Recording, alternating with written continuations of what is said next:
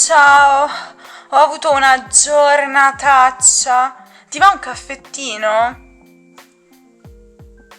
No, ma come devi lavorare? Uff. Allora, aperitivino stasera?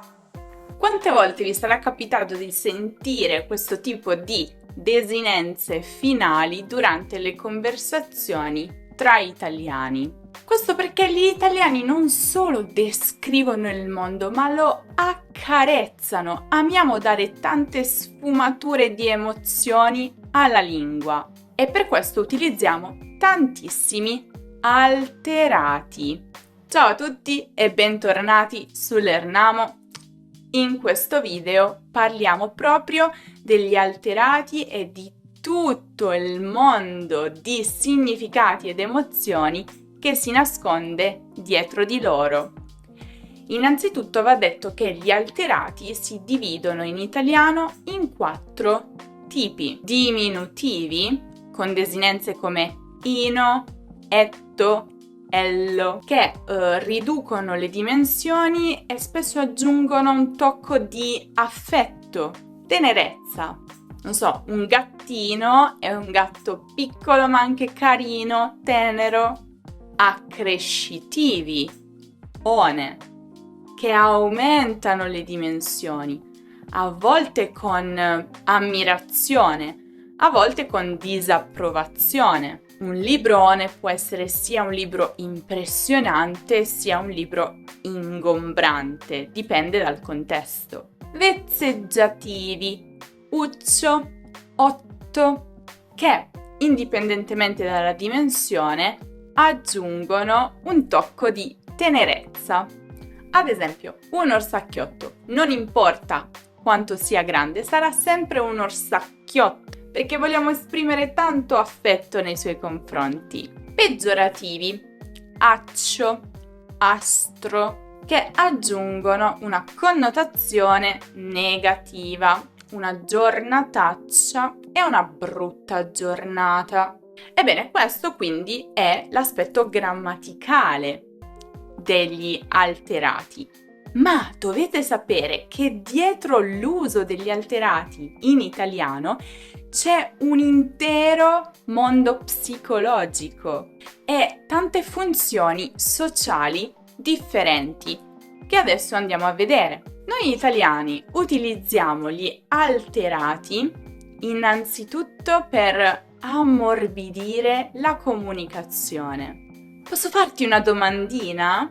È un po' più morbido di posso farti una domanda, che suona quasi un po' spaventoso, oddio, cosa ho fatto? Ma anche per creare intimità. Posso offrirti un caffettino? È sicuramente più intimo rispetto a un caffè, più personale. Oppure per esprimere emozioni nei confronti di qualcuno o qualcosa. La mia casetta, voglio dire che è casa mia e provo affetto per casa mia. Questo è un po' divertente perché utilizziamo gli alterati anche per attenuare le critiche. Per esempio, se diciamo è un po' grassottello, stiamo dicendo che non è grasso, comunque un po' più offensivo. Vogliamo dire che ha qualche chilo in più, ma cerchiamo di attenuare la critica. Anche quando andiamo in un negozio, per esempio, ci piace qualcosa, ma vediamo il prezzo e diciamo, ma è un po' altino, per esempio. E sicuramente lo utilizziamo anche per creare una netta differenza tra formale e informale. Infatti, utilizzare gli alterati implica immediatamente un passaggio definitivo a un tono informale. È un registro più colloquiale e amichevole. Insomma, avete visto la ricchezza di alterati che ha la lingua italiana e non è un caso, perché questo rivela aspetti profondi della mentalità italiana. Pensate che a questo proposito il linguista Tullio De Mauro ha detto: la tendenza italiana ad usare i diminutivi riflette una cultura che valorizza la fluidità emotiva e le relazioni interpersonali sopra la pura oggettività.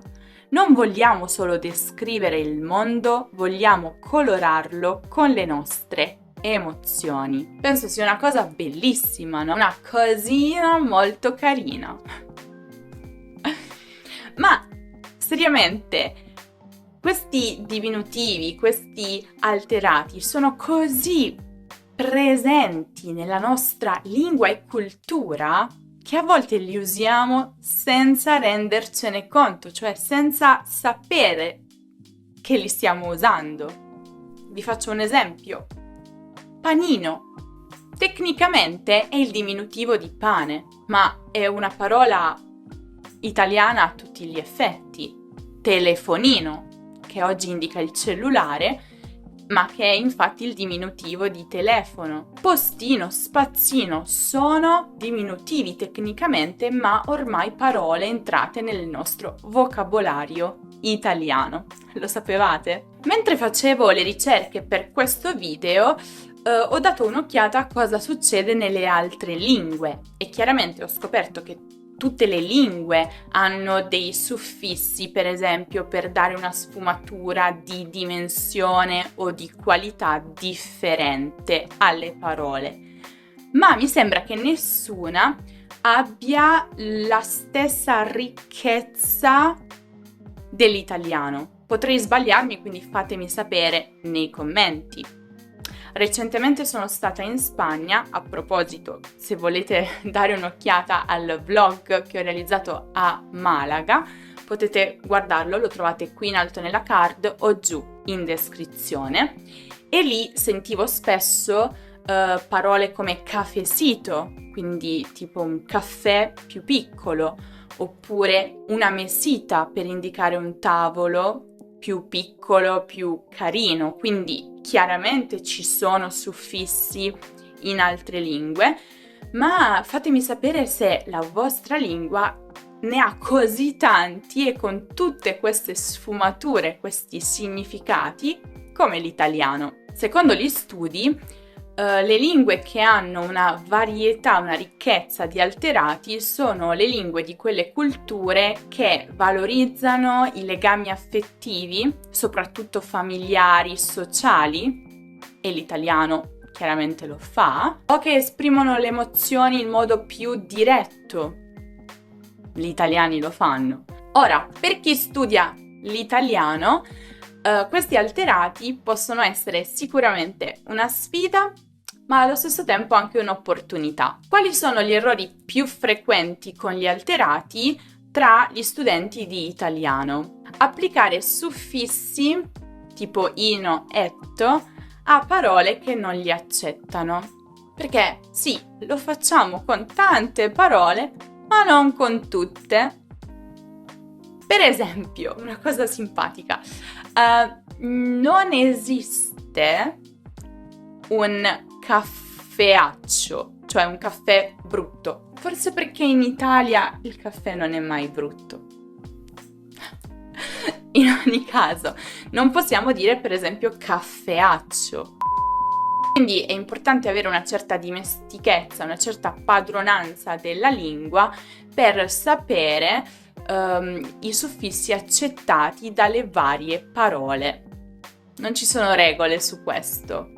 Un altro errore può essere non riconoscere proprio gli alterati, quindi pensare che si tratti di una parola che non si conosce quando in realtà è una parola che si conosce con un suffisso. Un altro errore potrebbe essere esagerare, quindi utilizzarne troppi in una stessa frase, in una stessa conversazione e questo risulta poi poco naturale. O chiaramente un altro errore può essere non cogliere il significato dietro, ma allo stesso tempo questi sono un'opportunità per mettervi alla prova e fare tanta pratica fino a raggiungere veramente un livello di italiano molto naturale. Questo è il mio segreto per voi, Lernamici, è solo per voi.